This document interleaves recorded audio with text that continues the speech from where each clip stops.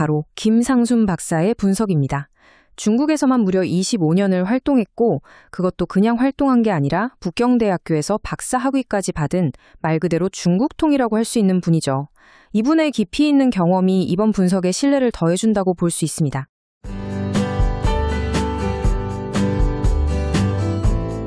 안녕하세요. 오늘 다룰 이야기는 바로 중국의 부동산 위기입니다. 이게 단순히 한 산업의 문제를 넘어서 어쩌면 중국 전체를 뒤흔들 수 있는 거대한 시스템 위기의 시작일 수 있다는 분석이 있거든요. 과연 어떤 이야기인지 지금부터 깊이 파고들어 보겠습니다. 자, 이 분석의 핵심, 바로 이 한 문장으로 압축됩니다. 부동산 위기가 그냥 부동산 문제로 끝나는 게 아니라는 거죠. 이게 시작점이 돼서 중국의 5대 부채 위기를 연쇄적으로 뻥 터뜨릴 수 있다. 정말 무서운 경고죠. 대체 무슨 근거로 이런 주장을 하는 건지 한번 같이 들여다보겠습니다. 이렇게 대담한 주장을 제대로 이해하려면 먼저 이 분석을 내놓은 사람이 누군지부터 알아봐야겠죠. 바로 김상순 박사의 분석입니다. 중국에서만 무려 25년을 활동했고 그것도 그냥 활동한 게 아니라 북경대학교에서 박사 학위까지 받은 말 그대로 중국통이라고 할 수 있는 분이죠. 이분의 깊이 있는 경험이 이번 분석에 신뢰를 더해준다고 볼 수 있습니다. 그럼 김 박사가 지적하는 문제의 첫 번째 단추는 무엇일까요?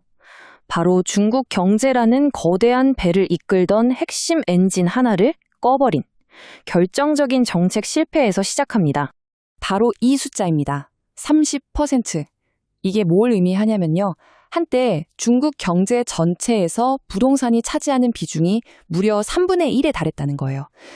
그러니까 중국 경제라는 거대한 배의 엔진이 3개라면 그중 하나가 통째로 부동산이었던 셈이죠. 정말 어마어마하지 않습니까? 그런데 분석에 따르면 바로 이 제로 코로나 정책이 그 거대한 엔진을 인위적으로 멈춰버린 치명적인 실수였다는 겁니다. 2020년부터 22년까지 이어진 강력한 봉쇄 정책이 중국 경제의 활력을 완전히 꺼트려버렸다는 거죠. 자, 두 번째 원인으로 넘어가 보죠. 이건 좀 더 구조적인 문제인데요. 바로 지방 관리들의 과도한 야망, 그리고 그게 시장을 어떻게 망가뜨렸는지에 대한 이야기입니다. 이 표를 보시면 상황이 딱 이해가 되실 겁니다.